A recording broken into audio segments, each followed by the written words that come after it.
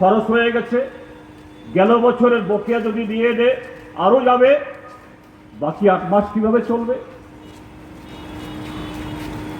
তাহলে এই রেগাতে যদি 2 লক্ষ কোটি টাকা বাজেট হতো আইনের বিধান অনুসারে, এই টাকা যেত গ্রামে। এই টাকা গ্রামে যাওয়া মানে হলো এই টাকা সার্কুলেশন হতো বাজারে। গ্রামের মানুষ তো রেগার অর্থ পেয়ে ওই ব্যাংকে গিয়ে দৌড়িয়ে টাকা জমাবে না, টাকা তুলবে।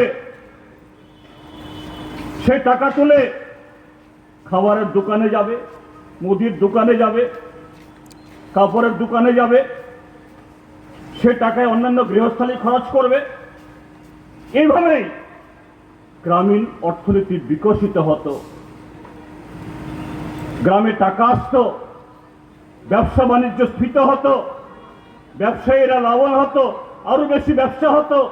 আরো বেশি ব্যবসা হওয়া মানে হলো আরো বেশি যে যেখান থেকে পণ্য উৎপাদন হয় সেই সোর্সে অর্ডার যেত। এইভাবে ভারতবর্ষে কলকারখানা আরো বাড়ত। এটা করেনি, সেদিকে যায়নি। নরেন্দ্র মোদী এবং তার সরকার সেই 14 সালে ক্ষমতায় আসার জন্য বছরে 2 কোটির গল্প শুনিয়েছিল, বছরে 10 কোটি।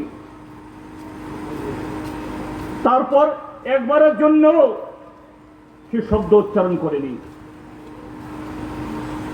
তার ঠাকরে অমিত শাহ বলেছে এটা তো জুমলা,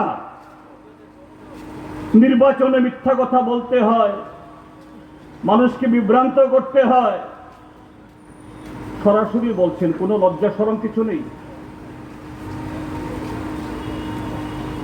এবার এই নির্বাচনে বিরোধী দলগুলোর তরফ থেকে, বিশেষ করে ইন্ডিয়া ব্লকের তরফ থেকে,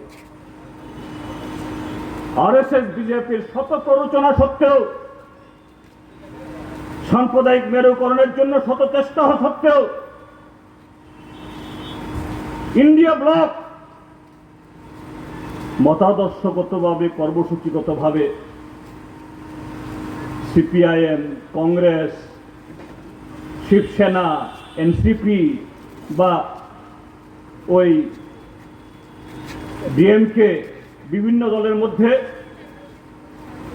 পার্থক্য ছিল, আছেও, থাকবেও। কিন্তু